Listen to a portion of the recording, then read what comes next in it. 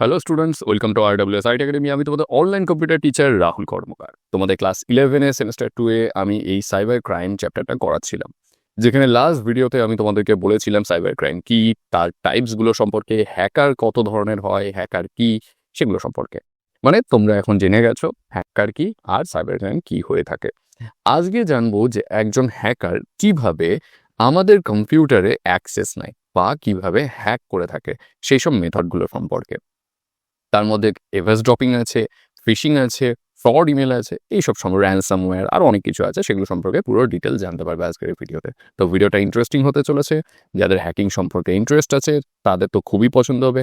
এছাড়াও অনেক কিছু নতুন জানতে পারবে কি করে আমরা নিজেদেরকে প্রোটেক্ট করতে পারি এই ডিজিটাল জগতে। তো সবার ফার্স্ট আছে ইভাস ড্রপিং কি। ইভাস ড্রপিং সব থেকে বেশি পরিমাণে ঘটা হ্যাকিং ওয়েগুলোর মধ্যে একটা, মেথডগুলোর মধ্যে একটা। কি বলছে? ইভাস ড্রপিং হলো এক প্রকার গোপন ইলেকট্রনিক আক্রমণ, যেখানে আক্রমণকারী কোনো নেটওয়ার্কের অনুমতি ছাড়াই প্রবেশ করে এবং গোপনে দুটি পক্ষের কথোপকথন শোনে বা তাদের যোগাযোগে বাধা দেয়, আর এটাকেই বলা হয় ইভাস ড্রপিং। এবারে ইভাস ড্রপিং এর প্রসেসকে দুটো নামে আরো পরিচিত, সেটা হলো স্নিপিং বা স্পুফিং। বেসিক্যালি বোঝো কি হয়, তুমি ধরো একটা কোনো সংস্থায় চাকরি করো বা করবে, সেই সংস্থায় প্রচুর সার্ভার থাকে, সেই সার্ভারের সঙ্গে প্রতিটা কম্পিউটার কানেক্টেড থাকে। দেখতে পাচ্ছ এখানে একটা সার্ভার আছে, এখানে একটা ইউজার আছে, একে অপরের সঙ্গে কানেক্টেড থাকে। কিন্তু মাঝখানে একজন হ্যাকার এসে এই ডেটা সব কিছু জেনে নিতে পারে বা জেনে যায়। একে man in the middle attack বলে এক ধরনের অ্যাটাক আছে, সেটা বলা হয়। ইভাস ড্রপিং এর এক্সাম্পলই কিন্তু এই man in the middle attack. পুলিশরা কল ট্যাপ করে, এই কল ট্যাপ করাও কিন্তু ইভাস ড্রপিং এর একটা এক্সাম্পল। এরপরে বলছি ইভাস ড্রপিং প্রধানত কত প্রকার ও কি কি। বেসিক্যালি ইভাস ড্রপিং 4 ভাগে বিভক্ত। নেটওয়ার্ক ইভাস ড্রপিং মানে কি? কোনো নেটওয়ার্ক সিস্টেমের অনুমতি ছাড়া ঢুকে প্যাকেট স্নিফিং এর মাধ্যমে তথ্য অ্যাক্সেস করা। কোনো একটা নেটওয়ার্ক আছে, ল্যান হতে পারে, কোনো ম্যান হতে পারে, ক্যান হতে পারে, এই সমস্ত ক্ষেত্রে এটা হয়ে থাকে। তারপরে wireless eavesdropping. Wireless eavesdropping সাধারণত ওয়াইফাই এর ক্ষেত্রে হয়। ওয়্যারলেস ওয়াইফাই বা ব্লুটুথের মতো তারবিহীন ডিভাইসের মাধ্যমে ডেটা ক্যাপচার করা। সাধারণত আমরা প্রচুর ফ্রি ওয়াইফাই জোন পেয়ে যাই। ফ্রি ওয়াইফাই জোনে তুমি ভাবছো ও ফ্রিতে আমি ইন্টারনেট ব্যবহার করতে পারছি, না, সেটা একটা কিন্তু চাল হতে পারে। হতেই পারে কেউ একজন এই wireless eavesdropping set up করে বসে আছে, তুমি যেই কমিউনিকেট করবে তার সঙ্গে, তুমি দেখতে পাচ্ছ আমি তো ইন্টারনেট অ্যাক্সেস করতে পারছি, কিন্তু তোমার মোবাইলের ডেটা কিন্তু অলরেডি চুরি হতে রয়েছে আরেক জায়গার থেকে। ফোন ট্যাপিং, পুলিশরা প্রচুর পরিমাণে করে কোনো ধরনের ফোন বা কোনো ধরনের ল্যান্ড ফোনের কি কথোপকথন হচ্ছে সমস্ত ডেটা কিন্তু পাওয়া যায় ফোন ট্যাপিং এর মাধ্যমে। সেটা ইথিক্যাল ওয়েতেও ব্যবহার করা হয়, আনইথিক্যাল ওয়েতেও কিন্তু ব্যবহার করা হয়। Physical eavesdropping. Physical eavesdropping মানে এখানে আমরা লজিক্যালি কোনো জায়গায় কিন্তু প্রবেশ করতে পারি, কিন্তু ফিজিক্যাল ইভাস ড্রপিং আমরা ফিজিক্যালি সরাসরি ইন্টারাক্ট করতে পারি। তাই কি বলা হচ্ছে, সরাসরি ফিজিক্যাল অ্যাক্টিভিটির উপরে নজর রাখা, যেমন এটিএম এর পিন চুরি করা বা কোনো ধরনের গোপন ক্যামেরা ব্যবহার করে। প্রচুর জায়গায় হয় এটিএম এর পিন চুরি করে নেওয়া হয়। কিভাবে? এটিএম মেশিনের দেখবে ওপরে যেখানে এটিএম কার্ডটা ঢোকায় সেখানে একটা ক্যামেরা ডিভাইস থাকে। যখনই কার্ডটা ঢোকানো হচ্ছে পুরো কার্ডটাকে ক্লোন করে নিচ্ছে, যার মাধ্যমে কার্ডের যত ডেটা সেই ক্লোন কার্ডে চলে যাচ্ছে আর টাকা চুরি হচ্ছে। ইভাস ড্রপিং আক্রমণের কার্যপদ্ধতি বিস্তারিতভাবে ব্যাখ্যা করো। কিভাবে ইভাস ড্রপিং হয়ে থাকে? সাধারণত সবার ফার্স্ট আসে তথ্য সংগ্রহ।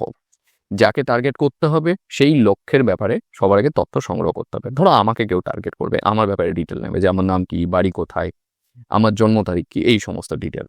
তারপরে অননুমোদিত প্রবেশ। যে ডিভাইসটা আমি ব্যবহার করি বা যেই নেটওয়ার্কের সঙ্গে আমি কানেক্ট হয়ে থাকি, সেটা ওয়াইফাই হতে পারে, কোনো তারের মাধ্যম হতে পারে, যাই হোক না কেন, কোনোভাবে সেখানে অননুমোদিতভাবে অ্যাক্সেস করা। এরপরে আক্রমণ নির্ধারণ এবং বাধা দান। যখন একবার সাকসেসফুলি কমিউনিকেশন স্ট্যাবলিশ হয়ে যাবে তখন সে কিন্তু আমাকে নানাভাবে সাইবার অ্যাটাক করতে পারে। সে ডিডস হতে পারে, man in the middle attack হতে, অনেক ধরনের হয়ে থাকে। ডেটা সংগ্রহ। প্রতিটা হ্যাকারের সবার ফার্স্ট প্রায়োরিটি থাকে এটা, ডেটা সংগ্রহ করা। টাকা তো পরে আসবে, বাইপাস আসবেই। ডেটা সংগ্রহ করে সে আমার কাছ থেকে অনেক কিছু জিনিস জানতে পারবে, যে আমি কোনো ধরনের কি টেক্সট মেসেজ করছি, কি ইমেল করছি, ভয়েস কল কি পাঠাচ্ছি, কাউকে ভিডিও কলে কার সঙ্গে কথা বলছি, সেগুলো সম্পর্কে। সবার লাস্টে বিশ্লেষণ।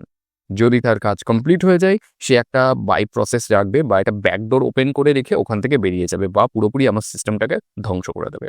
এইভাবেই কিন্তু পুরো কাজটা চলে। প্রথমে তথ্য সংগ্রহ করে, অ্যাক্সেস করে, আক্রমণ করে, ডেটা কালেক্ট করে, বিশ্লেষণ বা ধ্বংস করে বেরিয়ে যায়।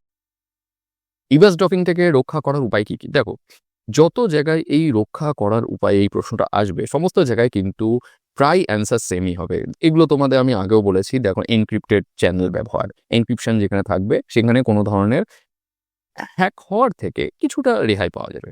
টু ফ্যাক্টর অথেন্টিকেশন, যদিও এগুলো পুরো ফুল ফ্লেজ প্রুফ না, কারণ এগুলোকেও বাইপাস করা যায়, এখন এতটাই অ্যাডভান্স তর হ্যাকিং হয়ে গেছে, তবুও কিছুটা আমরা নিজেদেরকে প্রোটেক্ট রাখতে পারি, প্রায় 60-70%। Two factor authentication, two factor শুধুমাত্র পাসওয়ার্ড না, ওটিপির মাধ্যমে হোক বা অন্য কোনো মাধ্যমে আমাদের টু ফ্যাক্টর অথেন্টিকেশন কিন্তু রাখতে হবে। সেটা কম্পিউটার হোক, সেটা হতে পারে মোবাইল, সেটা হতে পারে ফেসবুকের অ্যাকাউন্ট, ইনস্টাগ্রামের অ্যাকাউন্ট, যে কোনো জায়গায়। সফটওয়্যার আপডেট, সব সময় সফটওয়্যার আপডেট রাখতে হবে। সফটওয়্যার আপডেট থাকলে কি হয়, লেটেস্ট যে ভাইরাসগুলো বা মালওয়্যারগুলো আসে সেগুলো সম্পর্কে ডিটেল পাওয়া যায়। অ্যান্টিভাইরাস জিনিসটাকে পুরোপুরি আমি সমর্থন করি না, কিন্তু শক্তিশালী অ্যান্টিভাইরাস রাখাটাও কিছু কিছু ক্ষেত্রে সুবিধাজনক।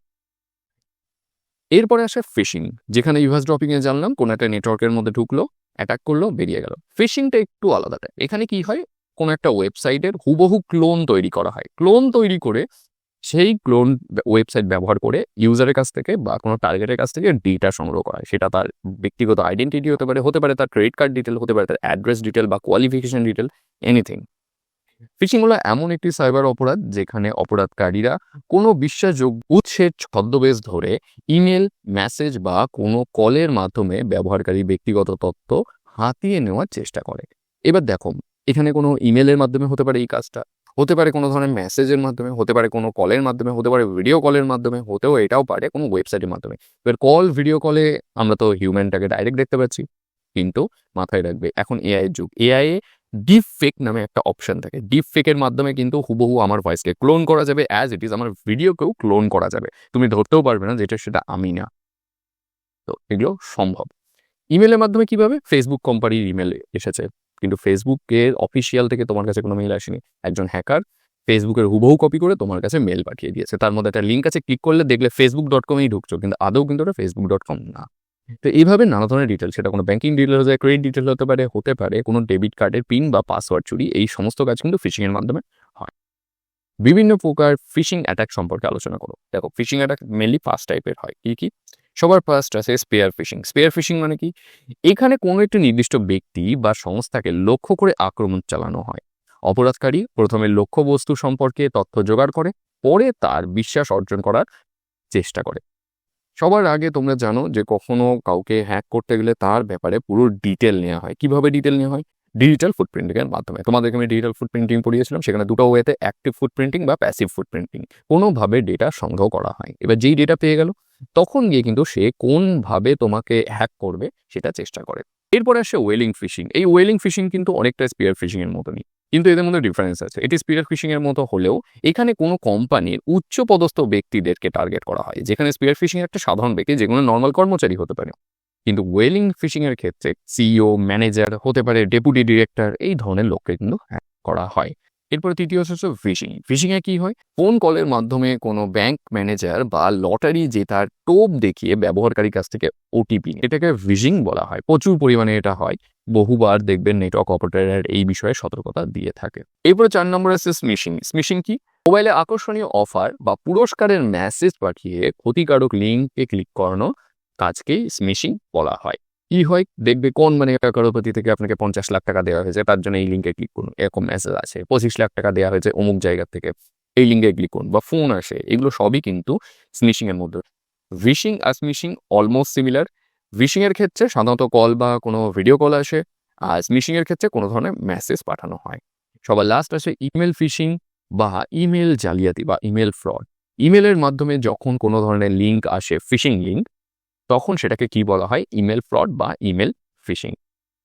এইবার প্রশ্ন হলো, ইমেল ফিশিং বা জালিয়াতি থেকে সুরক্ষিত থাকার উপায় কি কি?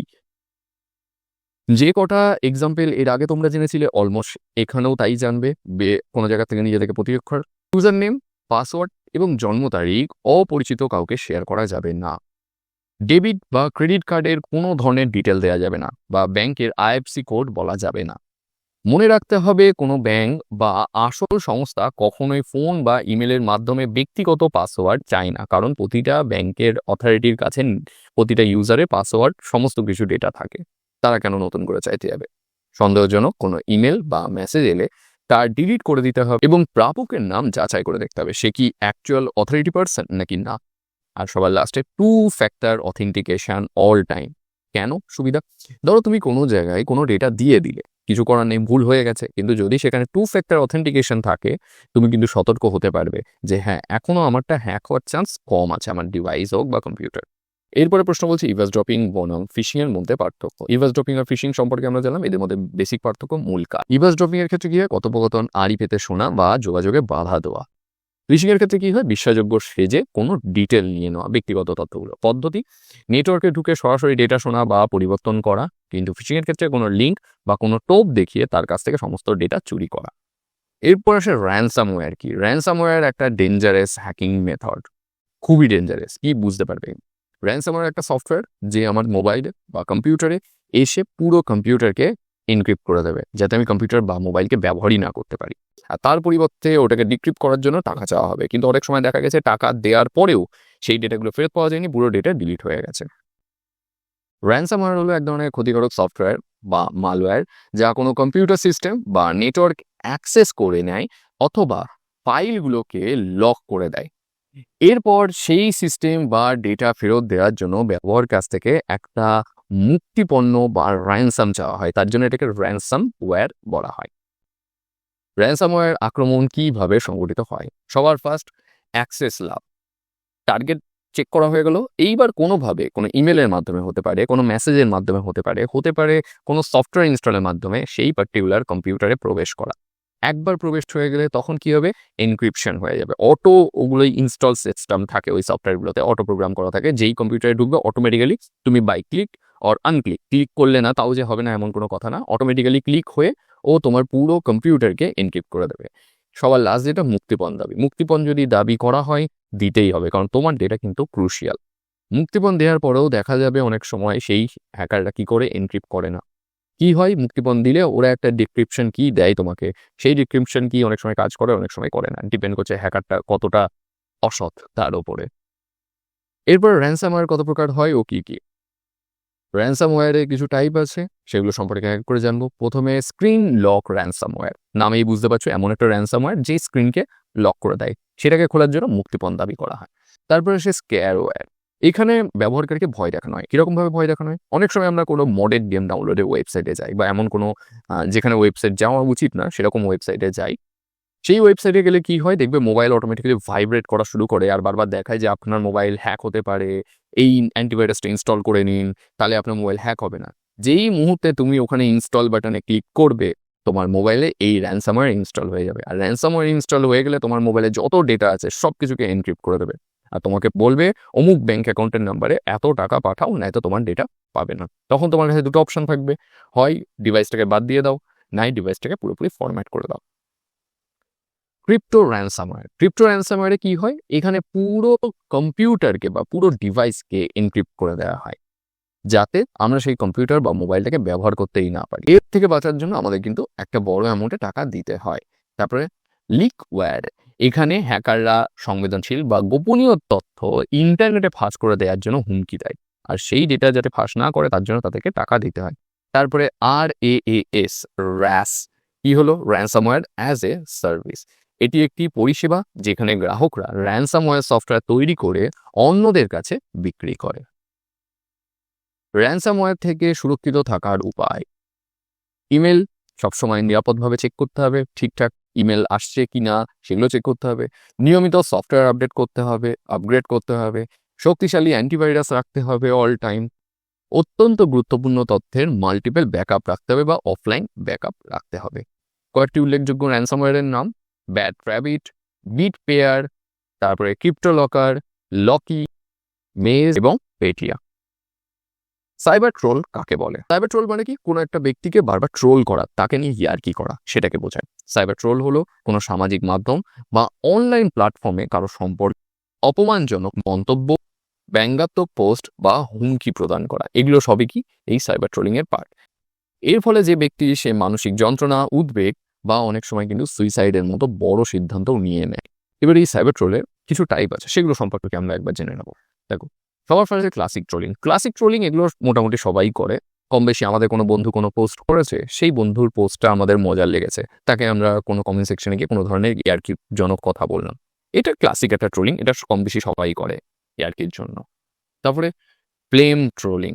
ফ্লেম ট্রোলিং মানে এখানে কি হয়, কোনো একজন ব্যক্তি, তুমি ভালো করে জানো কোন জিনিসের ট্রিগার হতে পারে, কোন জিনিসে সে রেগে যেতে পারে, তাকে সেম মন্তব্য বারবার করা হয় যাতে সে প্রচন্ডভাবে রেগে যায়। রাজনৈতিক ট্রোল এ তো প্রচুর পরিমাণে হয়। যদি কোনো নিউজ ফিডে যাও তোমরা, কোনো যদি পলিটিক্যাল পার্টি ব্যাপারে কোনো কথা হয়, দেখবে কমেন্ট সেকশনে চলে যাবে, দেখতে পাবে কি লেভেলের রাজনৈতিক ট্রোলিং চলছে, এই পার্টি খারাপ, ওই পার্টি খারাপ, এই জিনিসটা। তারপরে আসে ইন্টারনেট ট্রোল। সাধারণত কি হয়, এখানে কোনো গোষ্ঠী বা কোনো সরকারি সংস্থা বা কোনো পার্টি একটা সংস্থাকে কিছু টাকা দিয়ে দেয় তার বিপক্ষে যারা আছে তাদের ব্যাপারে ট্রোলিং করার জন্য। দেখবে ভোট যখন আসবে তখন নানা ধরনের কার্টুনের ভিডিও, নানা ধরনের স্ক্রিপ্টেড ভিডিও এসে নানাভাবে ট্রোলিং করে, অ্যাকচুয়ালি ট্রোলিং করে না, তাদের ব্যাপারে বদনাম করে। এই জিনিসটা দেখতে পাবে প্রচুর। আর সবার লাস্ট আসলে ইম্প্যাক্ট ট্রোল। এখানে কি হয়, সাধারণ মানুষকে লক্ষ্য করে তার সুনাম নষ্ট করার জন্য বা তার দৈনন্দিন জীবনকে ধ্বংস করার জন্য এই ধরনের ট্রোল করা হয়, যেখানে তার জীবনে একটা বড় ইম্প্যাক্ট পড়বে। সাইবার ট্রোলের ফলে কি কি ক্ষতি হতে পারে আশা করি বুঝতেই পারছো। সাইবার ট্রোল যদি উল্টোপাল্টাভাবে হয়ে যায় তাহলে কি ধরনের ক্ষতি করতে পারে। সাধারণত আক্রান্ত ব্যক্তি মানসিক চাপ, বিঘ্নতা বা উদ্বেগে ভুগতে পারে, মানুষের সাথে যোগাযোগের ভয় পাওয়া বা একাকিত্বের শিকার হতে পারে, ব্যক্তির আত্মসম্মান বা সামাজিক ক্ষতি হতে পারে, আর সব থেকে এক্সট্রিম পর্যায়ে সে আত্মহত্যার মতো ডিসিশনও কিন্তু নিতে পারে। তার জন্যই সবসময় বলা হয় কখনো কারোর সঙ্গে ইয়ার্কি মারলে বুঝে শুনে ইয়ার্কি মারতে হবে, সেটা তার জন্য ক্ষতিকারক কিন্তু হতে পারে। সাইবার ট্রোলিং কিভাবে প্রতিরোধ করা যায়? সামাজিক মাধ্যমে বিতর্ক এড়িয়ে চলা বা ব্যক্তিগত তথ্য শেয়ার না করা। তুমি কাকে পছন্দ করো, কোন রং পছন্দ করো, কোন পলিটিক্যাল পার্টি পছন্দ করো, এইসব সম্পর্কে কোনো সময় কোনো কথা বলবে না, তার থেকে দূরে থাকবে। আপত্তিজনক মন্তব্যের উত্তর না দিয়ে সেখান থেকে সরে যাওয়া, এটা একটা উপায় যার মাধ্যমে তোমরা সাইবার ট্রোলিং এর হাত থেকে বেঁচে যাবে। তারপরে নির্দিষ্ট কেউ যদি দেখো তোমাকে বারবার আক্রমণ করছে অনলাইন সোশ্যাল মিডিয়ায়, তাকে সিম্পল কথা ব্লক করে দাও। আর সম্মানহানিমূলক যদি কোনো কিছু ঘটে, সবসময় সেই সাইটের যে অ্যাডমিনিস্ট্রেটর তাকে একটা কমপ্লেন করে দাও। অনেক সময় এটা কিন্তু ভালো কাজ করে। এরপরে সাইবার বুলিং। সাইবার ট্রোলিং যখন আরও এক্সট্রিম পর্যায়ে চলে যায় তখন তাকে বলা হয় সাইবার বুলিং। সাইবার বুলিং হলো এক প্রকার হুমকি বা ধমক, যেখানে আক্রমণকারীরা বিভিন্ন ইলেকট্রনিক ডিভাইস, সেটা মোবাইল, ইন্টারনেট হতে পারে, ব্যবহার করে টেক্সট মেসেজ, ছবি, ভিডিও বা ইমেলের মাধ্যমে তার শিকারকে আক্রমণ বা হেনস্থা করে। বিভিন্ন প্রকার সাইবার বুলিং এর উদাহরণ দাও। সামাজিক বর্জন বা সোশ্যাল এক্সক্লুশন। অনেক সময় দেখবে ইচ্ছাকৃতভাবে কোনো গোষ্ঠী, কোনো দল, কোনো পার্টি থেকে কাউকে বাদ দিয়ে দেওয়া হয়, তাতে কি হয়, সে মানসিকভাবে আক্রান্ত হয়ে পড়ে। আউটিং বা ডক্সিং। কি হয় এখানে, কারো ক্ষতি করার উদ্দেশ্যে তার অনুমতি ছাড়াই ব্যক্তিগত তথ্য, ছবি বা কোনো ধরনের ভিডিও ফাঁস করে দেওয়া। প্রতারণা, এটা অনেকটা ডক্সিং এর মতো, এখানেও কারোর বিশ্বাস অর্জন করে নেওয়া হয়, তারপরে তার যত ডিটেল আছে সেটা অনলাইনে খুল্লাম খুল্লা ছেড়ে দেয়। Cyber stocking. সাইবার স্টকিং মানে কি হয়, পার্টিকুলার কোনো ব্যক্তির ওপরে কন্টিনিউয়াসলি নজরদারি করা, হুমকি দেওয়া, মিথ্যা পোস্ট করা তার বিষয়ে। তারপর সে মার্কস রেটিং। এখানে কি হয়, প্রথমে জালি ডকুমেন্টস তৈরি করা হয় বা আইডেন্টিটি তৈরি করা হয়, সেই জালি আইডেন্টিটির নাম করে নানা ধরনের উল্টোপাল্টা পোস্ট করা। এটা তো আজকের দিনে প্রচুর হচ্ছে, ফেসবুকে ফেক আইডি তৈরি করে উল্টোপাল্টা কাজ করা হচ্ছে। সবার লাস্ট রোস্টিং। এটা তো ইউটিউব খুললে এখন প্রায়ই দেখতে পাওয়া যায় রোস্টিং করাটা। কোনো ধরনের ভিডিও কেউ ছাড়লো, সেই ভিডিওর উপরে আরেকজন ইউটিউবার রোস্ট করলো। রোস্টিং সম্পর্কে তোমরা ভালো করে জানো, সোশ্যাল মিডিয়ায় অশ্লীল ভাষা ব্যবহার করে সরাসরি আক্রমণ বা ভয় দেখানো। সাইবার বুলিং এর ফলে শিকারের ওপর কি ধরনের মানসিক প্রভাব পড়তে পারে? বিষণ্ণতা, হতাশা, আত্মসম্মান হারানোর ভয়, রাগ বা অগ্রাসন, দুশ্চিন্তা বা ভবিষ্যৎ নিরাপত্তাহীনতা, এছাড়াও চরম অবস্থায় গিয়ে কিন্তু সুইসাইডের মতো অ্যাটেম্পটও নিয়ে নেয় এই সাইবার বুলিং এর ফলে। সাইবার বুলিং কিভাবে প্রতিরোধ করা যায়? সোশ্যাল মিডিয়া ব্যক্তিগত তথ্য শেয়ার করার সময় সতর্ক থাকতে হবে যে আমরা কি ধরনের জিনিসপত্র ওখানে আপলোড করছি। সেটা কোনো ছবি হতে পারে, ব্যাংক অ্যাকাউন্ট হতে পারে, পিন নম্বর হতে পারে, যাই হোক না কেন। ফেসবুক, ইমেল বা ইন্টারনেটের পাসওয়ার্ড সবসময় সুরক্ষিত রাখা, যাতে কেউ আমার আইডি অ্যাক্সেস করতে না পারে। প্রয়োজনে পুলিশের যে সাইবার ক্রাইম ডিপার্টমেন্ট থাকে তার সঙ্গে কনসাল্ট করা। অনলাইন অ্যাকাউন্ট ব্যবহারের পর সর্বদা লগ আউট করা। আমরা এই লগ আউট করি না, তার জন্য কিন্তু বিপদে পড়ি। প্রোফাইল সব সময় লক করে রাখা, যাতে আমরা চিনি না জানি না এমন কেউ এসে আমার প্রোফাইল দেখতে না পারে। সন্দেহজনক ওয়েবসাইট বা ফ্রেন্ড রিকোয়েস্ট ব্লক করা বা প্রয়োজনে রিপোর্ট করা, এই কিছু পার্ট আছে যেগুলোকে করলে আমরা সাইবার বুলিং এর হাত থেকে কিন্তু বাঁচতে পারি। এবার সাইবার ট্রোল, সাইবার বুলিং এর মধ্যে পার্থক্য কি? সংজ্ঞা কি বলছে? সাইবার ট্রোলিং এর ক্ষেত্রে কি হয়, সোশ্যাল মিডিয়ায় অপমানজনক মন্তব্য বা ব্যঙ্গ করা, কিন্তু সাইবার বুলিং এর ক্ষেত্রে কি হয়, কোনো ধরনের টেক্সট, ছবি, ভিডিওর মাধ্যমে হুমকি বা ধমক দেওয়া। উদ্দেশ্য, সাইবার ট্রোলিং এর মেইন উদ্দেশ্য মজা করা বা তর্ক বাঁধানো বা কাউকে রাগিয়ে দেওয়া বা উত্তপ্ত করা। সাইবার বুলিং এ কি হয়, এখানে মানসিক আঘাত করা, ভয় দেখানো বা অর্থের ক্ষতি করা, এই পর্যন্ত কিন্তু করা হতে পারে সাইবার বুলিং এ। তো এই হলো এদের দুটোর মধ্যে বেসিক পার্থক্য। তো আজকে ভিডিও তোমরা সাইবার বুলিং সম্পর্কে জানলে, সাইবার ট্রোলিং সম্পর্কে জানলে, তারপর র্যানসামওয়্যার, ফিশিং, ইভাস ড্রপিং এইসব হ্যাকিং টেকনিক সম্পর্কে জানলে। যদি কোনো ধরনের ডাউট থাকে অবশ্যই সেটা কমেন্ট সেকশনে জানাবে।